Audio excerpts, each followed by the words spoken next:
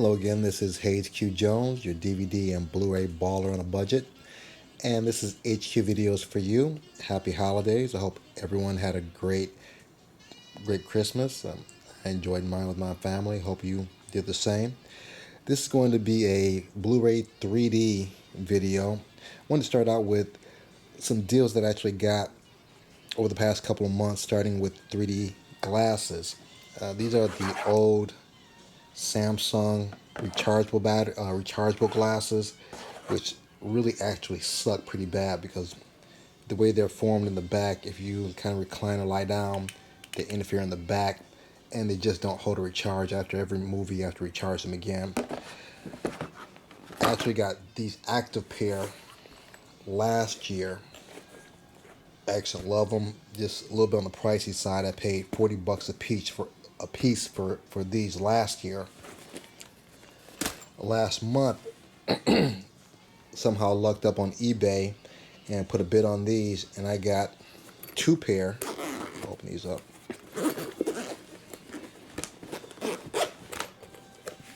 Two pair for $38. So I actually got two pair for less than one pair that I did last year. And these are great. The way they're formed in the back, you can recline, they don't interfere. And I probably watched at least 4 or 5 movies without recharging these. So just another ball on a budget purchase that I picked up. Now these are some of the 3D Blu-rays I picked up over the past couple of months. Most of these I purchased in an eBay auction because, again, I'm a ball on the budget, so I'm not trying to pay full price for anything. This one came in today, and I was greatly disappointed. And I'm ranking these as far as the Imax videos as the ones I like from least to most. This one came in today. The reason why I like this one the least, because the guy who sold me this, he put the regular Blu-ray in there, but he didn't put the 3D one in there, and gave me the janky one, White Zombie, The Killer Shrews, A Monster Walks In, Creature from the Haunted Sea, which might be cool, but that's not what I paid for. It's not 3D, so I put in a request for a refund or told him to send me the 3D. So not too happy about this one. But starting with the Ultimate G's Zack Flying Dream. This wasn't pretty bad. What's funny though is featuring Michael Cera, and just not thinking, I'm just like, oh, interesting, Michael Cera's narrating. Then as I start watching, I'm like, okay, why would Michael Cera narrate anyone? This is the guy from Arrested Development. Then I watch it, and it's actually Michael Cera is like a 12-year-old. He's actually taking place in it, and it's a pretty cool IMAX 3D. Not as much flight stuff as I would like to have seen, but again, it's very entertaining, cute little story. So I like this one, Ultimate G's Zack's Flying Dream. Next one, I have the Legends of Flight. This one, again, all the IMAX stuff looks great in 3D. It really stands out. I wish it would have had more flight scenes. A lot of this is almost like a kind of dull documentary where they're taking shots of the hangar. Again, the 3D is great, but not enough flight scenes for me. So Legends of Flight was just okay.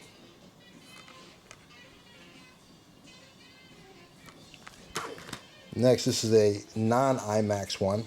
This is Fascination of Coral Reef 3D, Mysterious Worlds Underwater. And comes with a nice little slip cover. And Underwater 3D actually looks pretty cool, and this one probably would have been ranked higher. However, I saw an IMAX one underwater, and the IMAX one just blew this one out of the water, literally.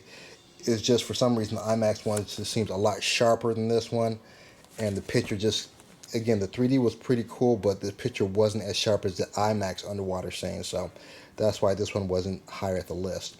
Fascination Coral Reef 3D.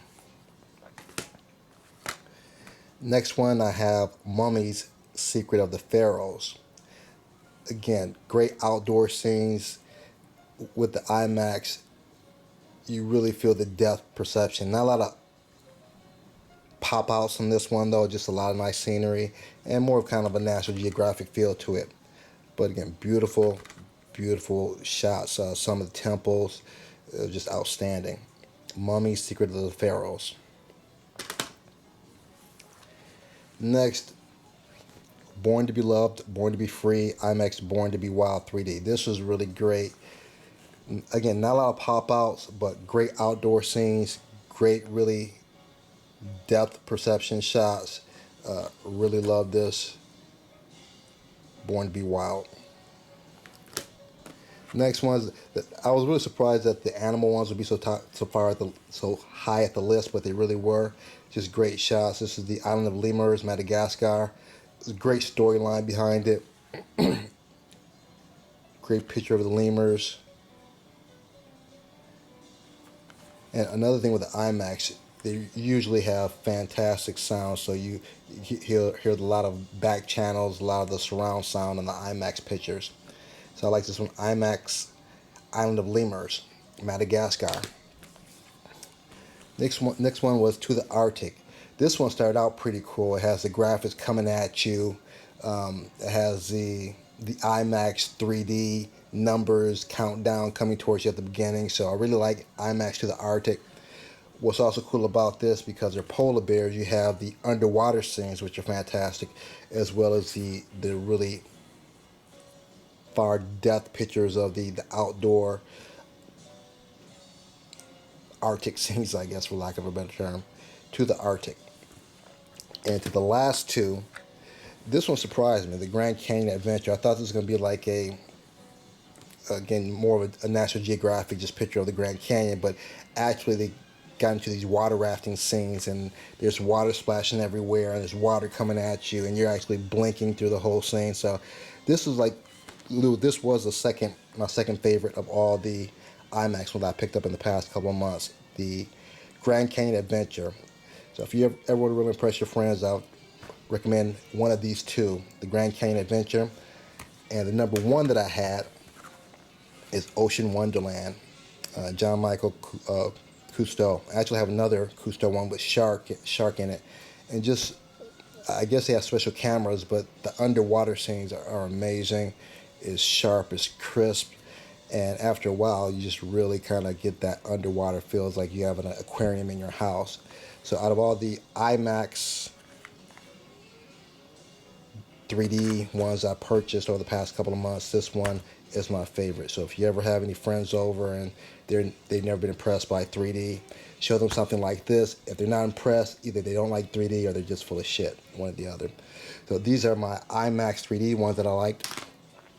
And these are the non-IMAX ones, Mortal Engines. My wife wanted to see this at the theater. We had a choice between seeing this and Spider-Man to the Spider-Verse. I heard this got really bad reviews, so I talked her into watching Spider-Man to the Spider-Verse, which I'm glad we did. We all enjoyed that. But I got this on 3D anyways. It's from the maker of Lord of the Rings and The Hobbit. The downfall that I've been hearing about this is that it's taken from a book or a series of books. I guess there's 3 or 4 in the series, and they try to condense all the series into one movie, and I guess it just didn't really work. But I picked it up anyways. I got this at an eBay auction for a very reasonable price, so decided to pick it up. And we'll get around to watching this with the wife sometime. Mortal Engines. Other one that I haven't seen is The Book of Life. Voices Zoe Saldana, Channing Tatum. The Book of Life, I haven't seen this, so I don't know how it is, but I've seen just a couple clips and very bright pictures. 3D kind of pops out at you, so looking forward to watching this probably with my son. I did see this, however, I saw this in the theater with my wife, and if it's Disney or Marvel, which is basically Marvel is Disney, you can almost guarantee the 3D is going to be on point. You're going to have the pop-outs, you're going to have the really clear, crisp depth perception shots when they're outside. I did pop this in. I haven't watched it all at home, but I did watch it in the theater, and it looks actually better than it does in the theater on my Samsung 3D. So The Lion King, and this is the live action. I also have the animated one in 3D also. The Terminator. This one was a little disappointing, and I knew I was taking a risk when I got this. It said it was region free, and comes with 3 discs. It has the 4K. Where's the 4K? Am I holding the 4K? I believe that's the 4K. Yeah, that's the 4K. I believe that's supposed to be the. I thought it was the region B, and I thought this was the region free 3D. However, the 3D is not region free, which kind of ticked me off. But the steel case is on point though, and it does glow in the dark. So I did like that, and I've been looking at region free 3D Blu-ray players, and they have come down about 50% since last time I looked at them, which is a couple years ago. I think a couple years ago they went about $400 for a 3D 4K region-free Blu-ray player. Now I think you can get one for $189, so we'll see if that will be in my future. And the last one that I got is Dwayne Johnson and Jason Statham and Fast and Furious 6, Hobbs and Shaw. This is the steel case. This way. And what's funny about this, I was just having a bad day. Both of these, Terminator and Fast and Furious, came late. They were supposed to be here, I think, a week before they actually arrived. So I put the Terminator one in first, and that didn't play. I put this one in, my Samsung, and this one play. I just got really irritated, and I just like left everything alone. I came in the second day, and I put it on my other Samsung. I actually have 3 3D TVs and 3 3D players. So I put in the other Samsung player, and for some reason it worked. So if you ever have a Samsung 4K 3D player, beware. They're very, very touchy, very, very sensitive.